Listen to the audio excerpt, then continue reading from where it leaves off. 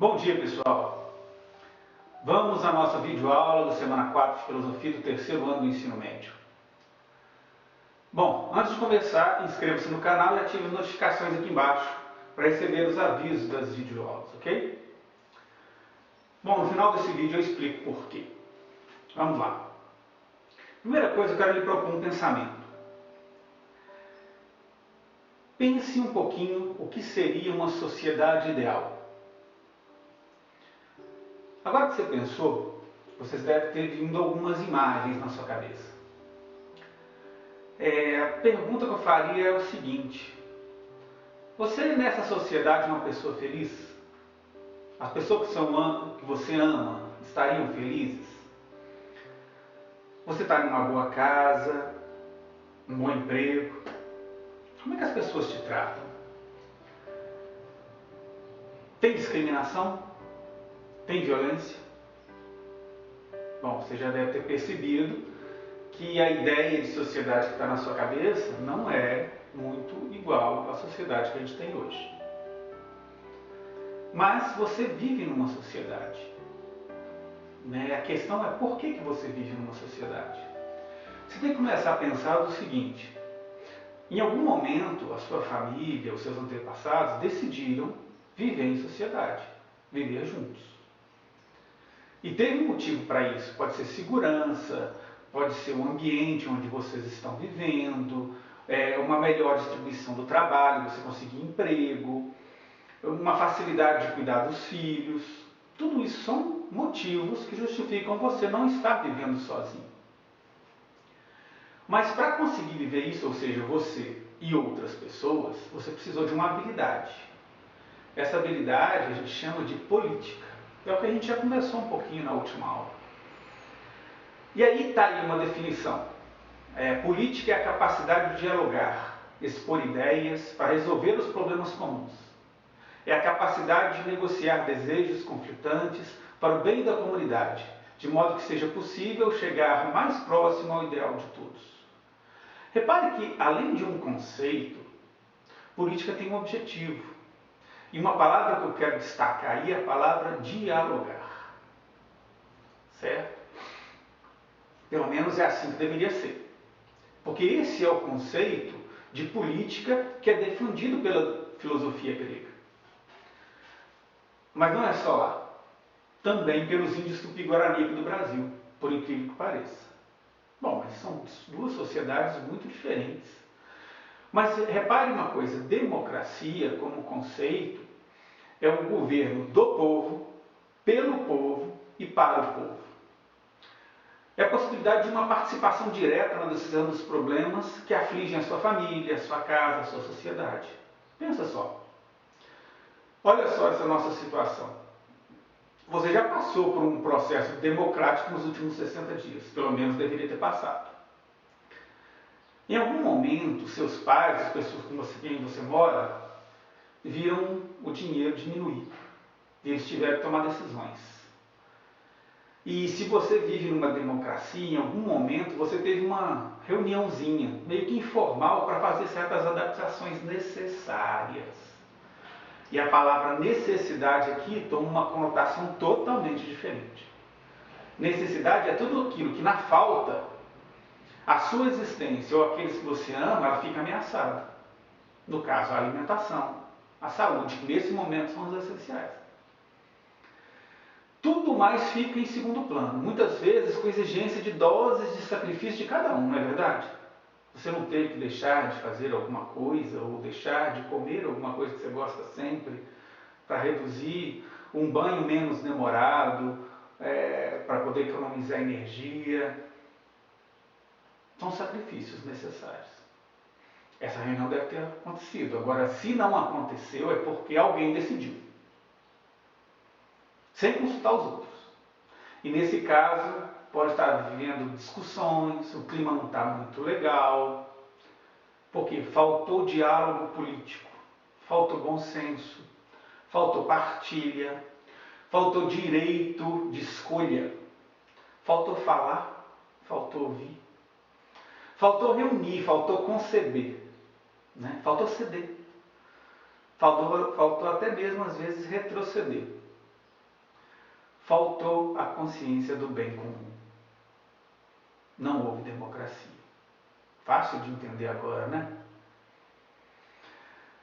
Mas essas duas situações nos ajudam a perceber o valor da política e as formas de fazer política que a gente começou a discutir na aula anterior.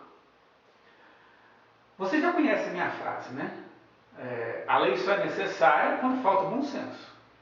Se a lei é pautada no bom senso, se aquilo que foi definido é pautado no bom senso, ela quase nunca é infringida por aqueles que a gente escolheu estar junto, escolheu estar dentro da sociedade, fazendo uma política de qualidade. Essa é uma realidade.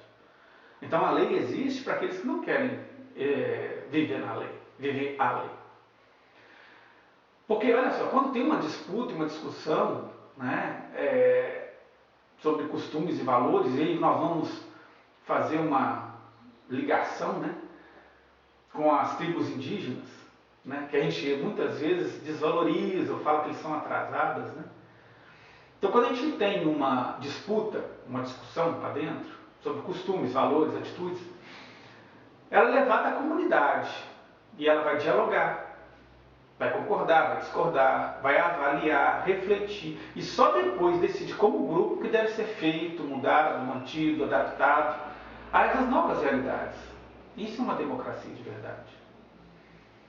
Então, talvez a gente tenha algo para aprender, né? Então, qual que é a diferença entre a democracia grega, que a gente conversou antes, e essa democracia dos indígenas, vamos dizer assim? Porque olha só, os gregos também discutiam em praça pública, também dialogavam sobre os assuntos que eram de interesse da sociedade, também davam o direito de falar. A diferença, no entanto, não era para qualquer um. Os escravos não tinham direito, e eles não eram poucos. As mulheres não tinham direito, também não eram poucas, nem as crianças. Quem não era nascido na cidade também não tinha direito. Ainda que estivesse sujeito aos mesmos problemas, aos mesmos sonhos, tivessem sonhos, desejos, né, que viviam no mesmo espaço. Não existiam iguais entre os gregos. Então, numa sociedade lá, nem todos escolhiam. Existiam minorias que não eram minorias. Não eram ouvidas. E isso é um grande problema. Fora os outros. Vendo essas características entre as duas sociedades democráticas, vemos que elas são muito diferentes. A grega, ainda que tenha partido de uma ideia revolucionária para a época, porque tinha muita oligarquia, tinha os governos hierárquicos, os familiares, governos familiares, né, as ditaduras, eram as formas mais comuns lá existentes na Grécia Antiga. A Grécia, o problema é que ela idealizou o modelo democrático. E idealizar é quando uma ideia se torna tão concreta que ela não aceita qualquer modificação.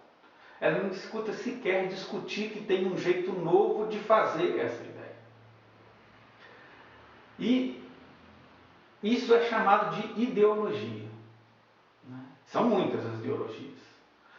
E ideologia, quando ela fica concreta, ela prejudica muito, né? Porque ela perde a razão da sua origem, o porquê que ela foi construída, que é, na maioria das vezes, o bem-estar das pessoas.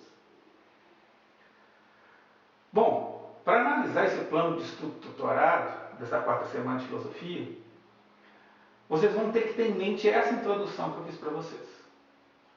Então, a política nasceu e existe para dialogar com as necessidades daqueles que vivem em sociedade, como iguais.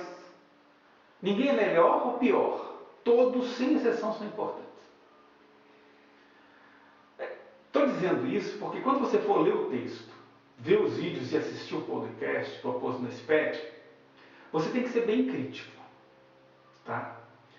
Porque senão você pode ser enganado pela ideologia que cada expressão carrega. Repare que expressar ideia, e é uma ideia, é você colocar a ideologia que você carrega. Então toda ideia, todo texto, todo vídeo tem uma ideologia ali dentro. Mas ela é feita para ser criticada. Ela é feita para ser pensada.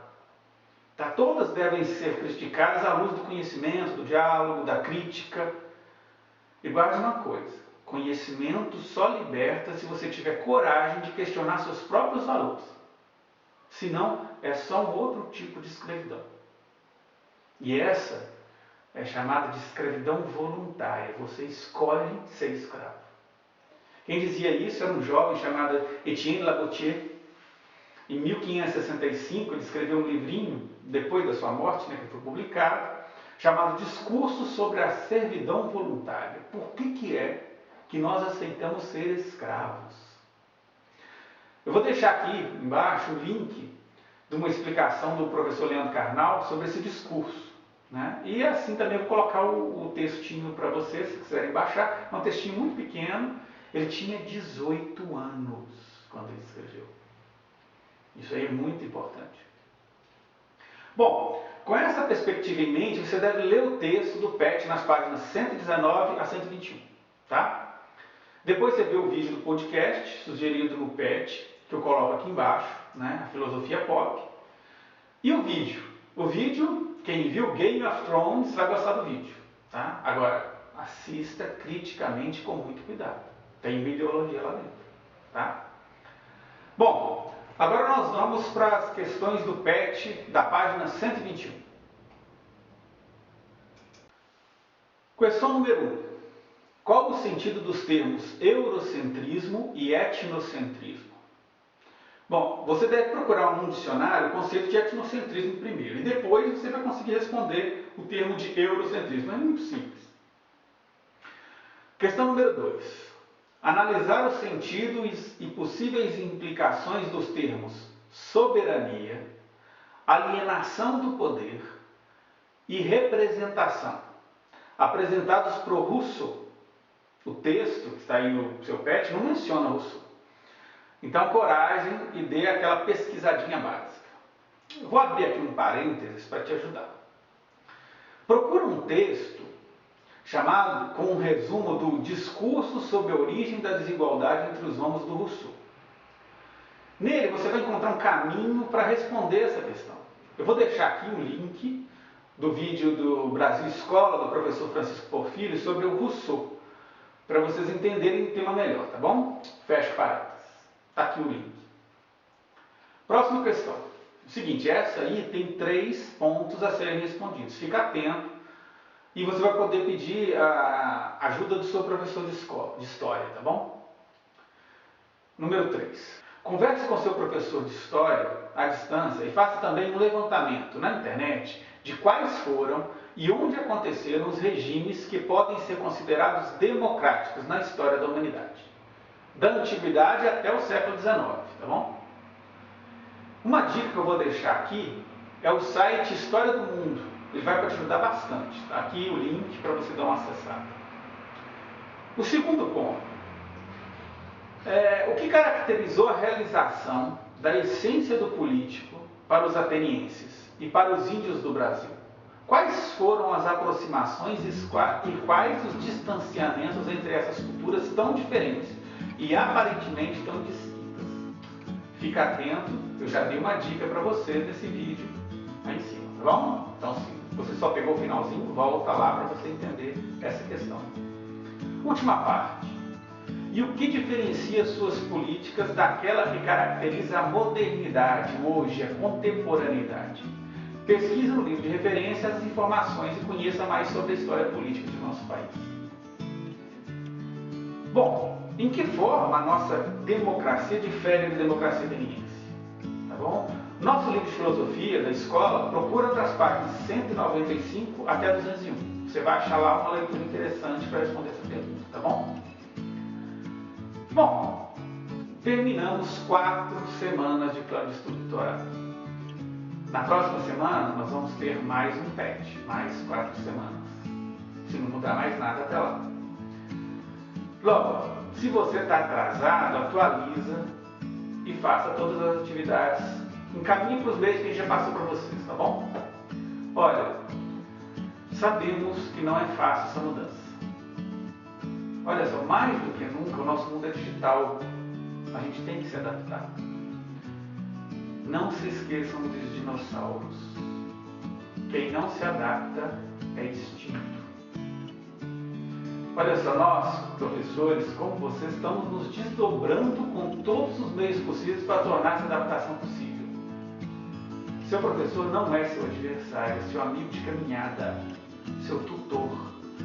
Aquele que vai apresentar o caminho a seguir e as possibilidades que o mundo te oferece. Você não está sozinho, tá bom?